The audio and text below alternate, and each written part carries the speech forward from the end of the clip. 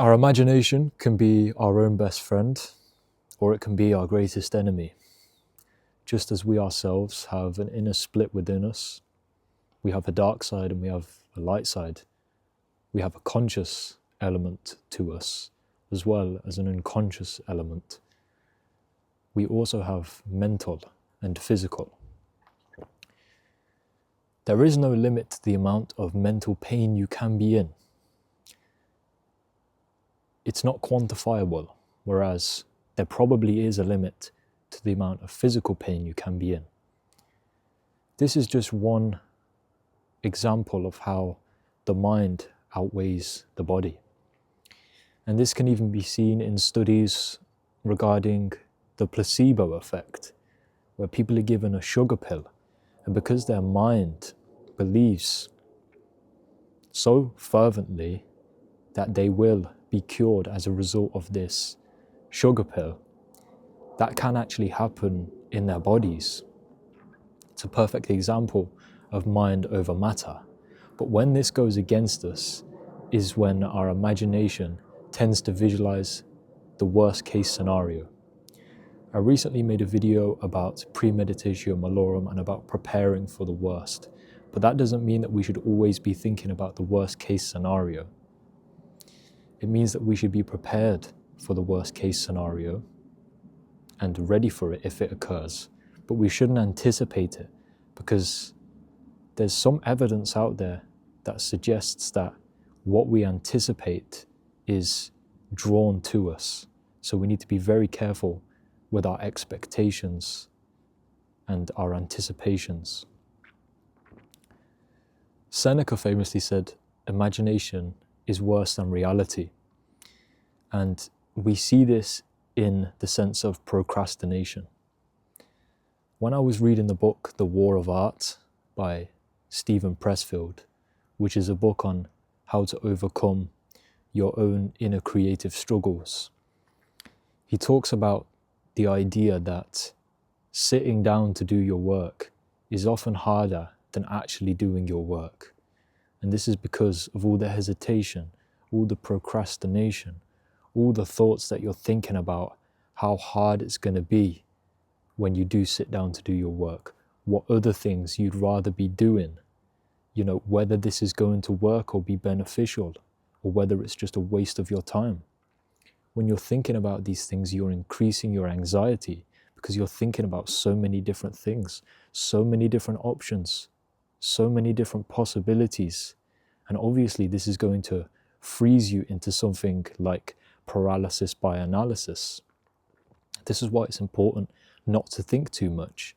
An example I'll give of this, a brief example, is the cold bath, a practice which I have been doing for the past 4 or 5 years now. And it's something that still causes me trouble to this day, but it causes me the most trouble before I'm about to get in, opposed to actually doing the cold plunge.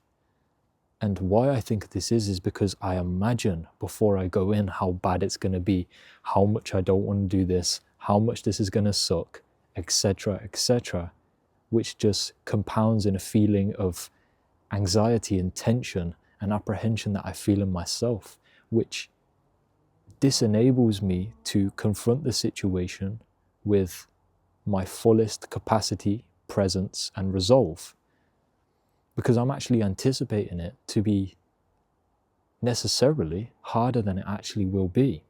But then when you get in, at least what I've realized and what I've experienced, when you get in and you've spent about 30 seconds in there and you've got over the initial shock of, the difference in temperature, your body begins to adapt, it begins to recalibrate, and it begins to become calm.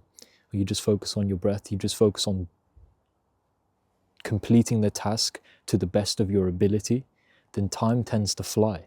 And before you know it, it's time for you to get out. It's time for you to stop working. It's time for you to stop reading or whatever. But the more time that you spend in deliberation and procrastination and hesitation and in thoughts about what the situation is going to be like and, the task itself, the more apprehension you do feel, and the harder it's going to be to take that first step and just do what you know you need to do. And so I think it's important to understand that there's a place for thinking and there's a place for action, and not to confuse the two. Thinking should be done before action, but once you've made a decision that you know you need to do something, you know you should do something, for example, the work you know you need to do, there's no avoiding that. Like, for example, I know how healthy and how beneficial for my body and nourishing and valuable the cold plunge is, and so I know I should do it. So I don't need to think about it anymore. And I also know it's difficult, and so I don't need to think about that. All I need to do is act, because I already know what I want to do. But we just keep procrastinating. We keep putting it off. We keep thinking about different options. We keep thinking about what we'd rather be doing. We build a case for the worst possible scenario that there could be, which just makes us more so not want to take action. And so once you've already decided, once you already know this is something you must confront and you can't run away from, the best thing to do is to throw yourself into it with no apprehension and with no hesitation, because that quells your effectiveness. Just presence, focus, and composure. And dedication.